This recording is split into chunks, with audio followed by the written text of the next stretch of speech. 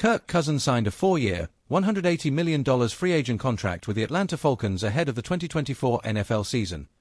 The veteran quarterback may not have agreed to the deal had he known the Falcons were going to select Michael Penix Jr. with the number 8 pick in the 2024 NFL Draft. Cousins explained on Netflix's quarterback series he felt pretty surprised and misled about the organization's decision to draft Penix. "I wasn't expecting us to take a quarterback," Cousins said. "At the time, it felt like I'd been a little bit misled, or certainly if I had the information around free agency, it certainly would have affected my decision. I had no reason to leave Minnesota with how much we loved it there, if both teams are going to be drafting a quarterback high. But I've also learned in 12 years in this league that you're not entitled to anything. It's all about being able to earn your spot and prove yourself." Cousins had known the Vikings planned to draft a successor during the 2024 NFL Draft. The team still offered him a deal to return, but it didn't come with the long-term security Cousins and his family desired. Watch it here, stream your favorite shows, the biggest blockbusters and more. "We wanted to be in Minnesota. But it became clear that we were going to be there year to year," Cousins said.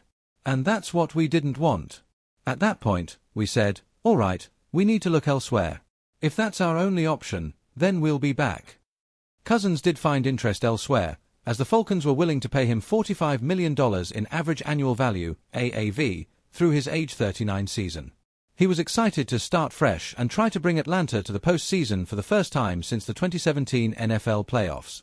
However, he had a tumultuous first season with the Falcons. The veteran got off to a fast start despite coming off a torn Achilles, but a mid-season injury that impacted his throwing elbow and shoulder caused his performance to dip significantly. Ultimately, it resulted in Cousins being benched in favor of Penix late in the season, something the four-time Pro Bowler was desperately trying to avoid, despite his injuries impacting his arm strength.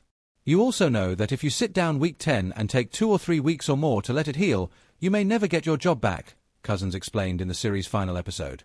"I remember reading Drew Brees' book back in 2010 when he first wrote it, how he made the point that he tried to never let his backup see the field, even if it was somebody who was really no threat. He just felt like you should never do that. Doug Flutie taught him that. So that was something I always was aware of, that in this league, if you give someone else the chance, if you want to be Wally Pipp and there's Lou Gehrig behind you, that can happen. At the time, you got to make the decision with the information you have then." Still, Cousins tried to remain engaged after being benched, despite worrying about what the future might hold for him and his family. "It hurts to go into work, but you got to be an adult," Cousins said of his benching. "You've got to be a grown man and handle it with maturity.